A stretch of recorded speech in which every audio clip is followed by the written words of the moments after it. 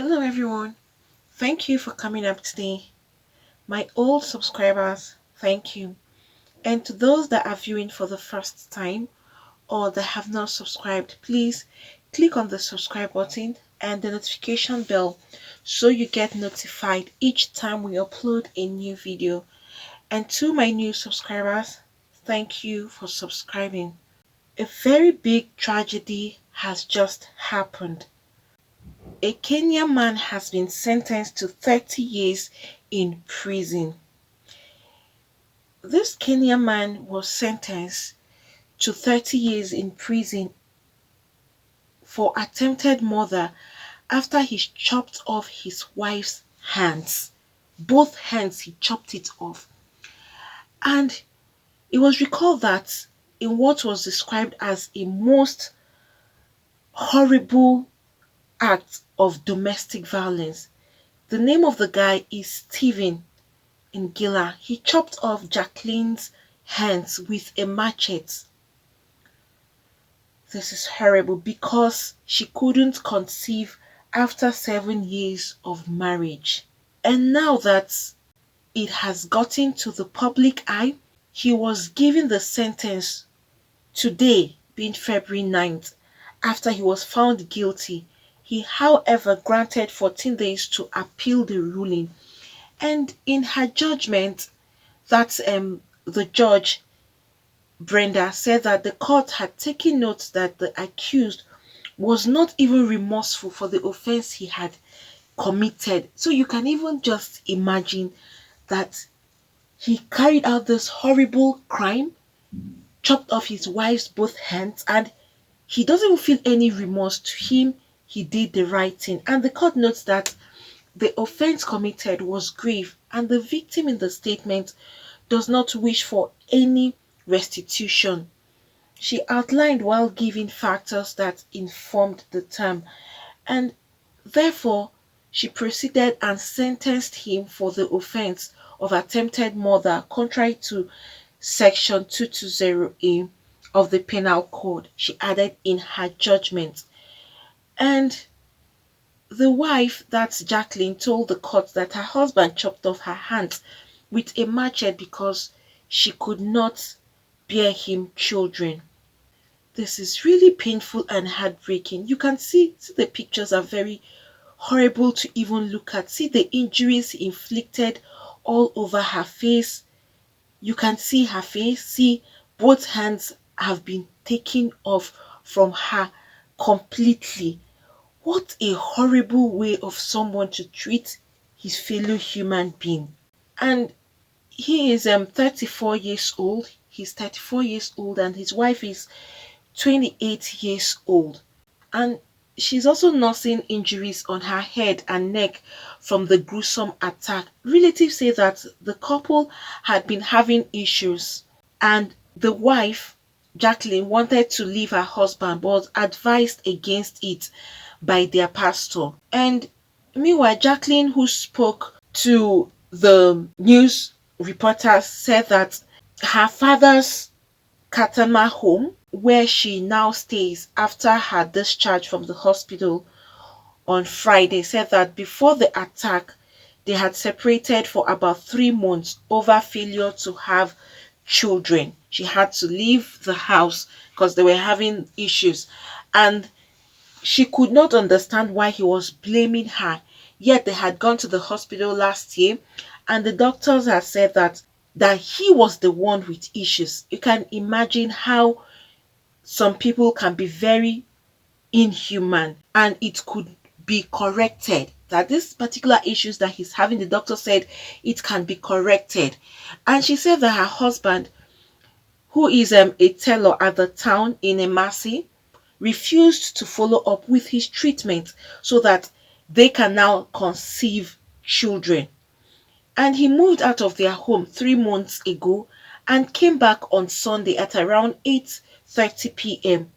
And when she opened the door, he said, "Today is your last day," and started lashing on her, pounding on her. But she screamed out for help, but the husband fled before neighbors could arrive. And they were all afraid of touching her. They thought that she was dead. And The neighbors now rushed her to the hospital where she was given painkillers and got a blood transfusion, which she was now later discharged on Friday. Shocked villagers described the husband as a very polite man, that the man was arrested on Monday after the attack and he fled his home after he had carried out this horrible act. And however, the wife's parents who are jobless are now appealing for help to take care of their child because they don't have anything doing, they don't have a job at the moment, and the only way is for them to solicit for help from the public. And they are also requesting that they want justice for their daughter, that the person who did this should pay for it. And she is now disabled and will need artificial hands to get her life together. But they can't afford anything like that because they are poor and can't even afford painkillers for her. Oh, such a pain, because you can imagine if people can't afford painkillers, you can see that the rate at which they are not buoyant at all, financially buoyant, is so much, and they really, really need help. Also, the daughter Jacqueline said that she was leaving everything to God, even as she expected justice from the courts.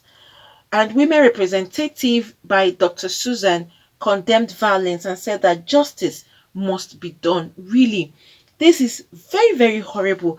Why will a human being do this? Look at this woman. Look at this, a very beautiful black lady, and see how they have cut off her hands. Look at her face, see injuries inflicted on her face. Can someone go to this extent and do this to your fellow human being, yet doesn't feel any remorse? Looking at these pictures is even fearful to look at, because you'll be imagining the kind of pains this woman is going through with all of these injuries that was inflicted on her. This is a human being that is being battered like this, like she was some kind of toy that you want to throw away. It's so bad. But thank God she survived it and she lives to tell her story. And I pray that they're able to raise the funds that they need so that she can get artificial hands. Just to think of it, you once had your hands, your whole face, everywhere was intact, and suddenly you don't have hands again. But you be imagining, how did he get to do this? Did he tie her hands together and cut off the hands? It's so horrible. Imagining it alone, it's unthinkable that a human being would do this. He went too far. He really went too far. And to make matters worse, the doctor had said that he was the one with the issue, and he was not willing to follow up with his treatment. Then what were you expecting the woman to do? If he doesn't go about with his treatment, how are they expected to have children when the issue for the inability to have children has not been resolved or has not been treated? I think the case of childbearing has caused a lot of problems in homes. Sometimes, or in most cases, the husbands are always blaming their wives. And you come to find out, if you go deep down to dig deep or to make investigations, either going for examinations at the hospital, you find out that it's either the husband is even the one with the issue, or none of them have issues at all. It's just for them to be patient, hopeful, and pray and ask God to help them. But why, you ask yourself, why is it that when there is no baby in the house and they're trying to conceive, the man will always blame the wife? You would never see any man come out and say, it's all my fault. It's very, very rare you see cases of men speak up, especially they can only speak up probably when an accident happened in the presence of their wife and the doctor has confirmed that due to this accident you can't have children. It's in that situation when the man would now own up to himself and put the blame on himself. But when the wife doesn't know anything, she's not aware of anything, and he would even know that this is the problem, some men would not speak up. They'll keep pushing it on their wives, and at the end of the day, in-laws get involved. The next thing is they now decide they need to throw this woman out of the house and bring in another woman. Should it be like that? This is the case that some women are suffering up till date. Some women are being beaten every day by their husbands because they can't bear children. And in a situation where the where both parties don't even have an issue. That's where it is worse. When you've gone to the doctor, you've run a series of tests, and the doctors keep saying they can't find anything. There's no problem with the couple, that both of you just need to go on and keep trying and pray while you wait. But then the man will just be impatient and keep hitting on the wife. It is very few cases you find out that the women are the ones worried that they don't have children, but the men will now come and console them and tell them he is not chasing her out of the house, neither is he marrying somebody else, that they should just wait and hope in God. These are very rare cases. You find out some women have been thrown out of their house, and the unfortunate thing is, as soon as they are thrown out of the house, they meet up with somebody else, they get pregnant. So where was the problem coming from? Some men are not willing to admit that they are the issue, they are the problem. They push everything to the woman, which is not fair. Women are human beings too. They are not the makers of children. God gives children. I know, yes, in some cases, some women probably have done certain things in the past and they can't bear children anymore. In those situations, you know that, okay, fine, you can openly blame the woman if she has actually told you and explained to you that this is this. Then in that case, you already know that, okay, you can't have kids in this marriage and you're willing to go on with the marriage. Then it's up to you people to decide, either you adopt children or you find another means of getting the kids. Other means is, most times, if you can't have children and you know you can't have children, is to adopt. That is the second option. Otherwise, if you choose to stay together like that, it's up to you as a couple. Please, especially couples that are having issues in childbearing, for some men that are pushing it on their wives, please stop pushing it on your wives. Some of these women are very innocent of all of these allegations, and you keep on pushing it on the innocent woman who has no fault in it. And for men, those of you that you know that it's your fault, please own up. Go and seek for help. Don't let pride eat you up. Some of them, pride will eat them up. They don't even want to go out for help so that no blame will be put on them. So the blame will still be on their wives. But it wouldn't make sense. You hurt an innocent woman like that. Please own up. Open up to your wife. If you have the problem, open up to your wife and tell her, look, this is what happened and I can't have kids. Let's see if we can treat this. It's better you come together as a couple. You will never see a woman openly blaming her husband. Some women, they know that it's their husbands, but they won't openly say it. They would never even hit on him and say, you are the cause I don't have children. You rarely see all of that happen. But if it's for the case of the women, you see the men will loud it out and they will beat them up. They now start facing domestic violence, or their in-laws will come. In some situations where they know it is their wife, their in-laws will now come in and say, throw her away, and all. Some men respond to that. Some men would say no, they will still stick to their wives. So for those of you that are into acts like this, please desist from it. This is a woman you love and you claim that you want to spend the rest of your life with. It's better you guys seek for a solution. If there are treatments that you can take, go take the treatment so that you people can start bearing children. And if it's a result that there is no problem with you people, you need to just patient and wait. All you need to do is just keep praying to God. There is nothing impossible for God to do. Women are not the makers of children. God gives children and places it in the womb of the woman to nurture and to carry. So please, anyone going through a domestic violence as a result of inability to bear children, please speak up. Don't just keep quiet and stay there. Speak up, get help on time. Call for help so that probably if your husband is not fully aware of what is happening or he's just plain ignorant, maybe some enlightenment would help him to understand better and for him to see the need to go for treatment, or for him to see the need that people should seek for another means of getting kids, either through adoption, which is the next option when you can't bear children. For those of you going through this at the moment, it's such a pity, and I pray for those seeking for the fruit of the womb that Almighty God will bless your womb with children. Friends, what do you all think about this? This man battering his wife to this point? chopping off both hands at the same time. So she's now disabled. Somebody who has once used her hands. Look at her face everywhere. Do you think she deserves this? And what do you say about the husband who is not even remorseful at all? To him, he did the right thing. And again, blaming the wife for inability to have children. Meanwhile, all of these years, he has been the person with the problem and refused to go for treatment. And again, another thing is, there was another thing the woman said, that at some point she wanted to leave, but she was advised to stay back by her pastor. Please, when a home, you are the one in that home. It's good you get advice, it's very good. But at the same time, issues of domestic violence is not something you should compromise. Because when some of these men start acting, or when they unleash this other side of them, you wouldn't know when they will unleash it. Like this other lady, Jacqueline didn't know that her husband was coming back that night to murder her or try to murder her. She opened the door and that was it. That was the end. Otherwise, she would have even passed away if neighbors didn't come to her rescue. So please, once there is domestic violence involved, I think it's up to you to take your heels and run away, call for help on time.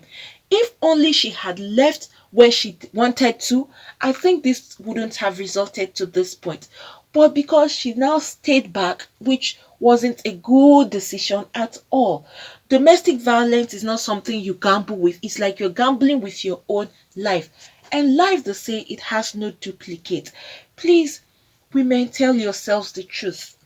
Domestic violence, you don't need an advice or from anybody to tell you to stay back. When you are seeing someone, a man you're living with, is exhibiting the qualities of a domestic violent person, please run away. Even before you sit down there and be calling for help, let them not kill you. Run away, take your heels and run, and then you call for help. Please, it's the best. Save your own life. It's more important than you staying there until your life is taken away from you. Because there's no point, you're going through something. They said, he who wears the shoes knows where it is pinching him. So you who is in that home that is being faced with domestic violence, only you can tell what you are going through in that house.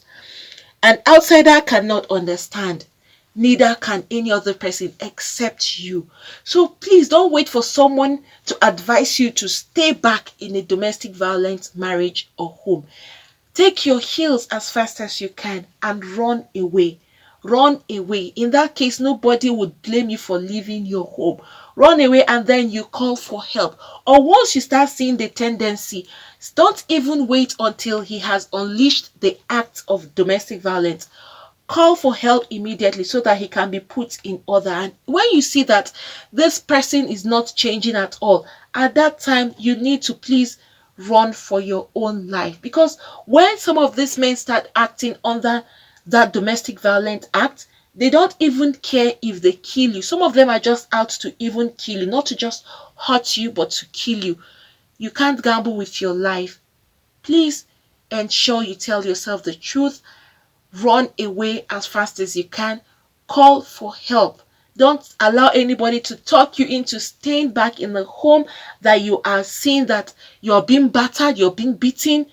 Don't stay there. Please call for help. Help is just a call away. Your life is also important. Friends, please, if you have anything to say, you can put that down at the comment section. Friends, I'm here today to talk about how to start up a new YouTube channel. So for those that are looking to start up a new YouTube channel, probably you've been trying to figure out how to go about it, or you have been trying to see what it entails or what you need to start. That's why I'm here today, to give you the easy way for you to get this done. Not just the easy, but the best method, and also to give you or to talk about the best teacher who will give you all that is required for you to start up your own YouTube channel. This is a teacher. He is really successful with his YouTube, and he has been a teacher for so long now. Teacher is Matt Pa. He's going to give you a step-by-step method on how to start up your own YouTube channel.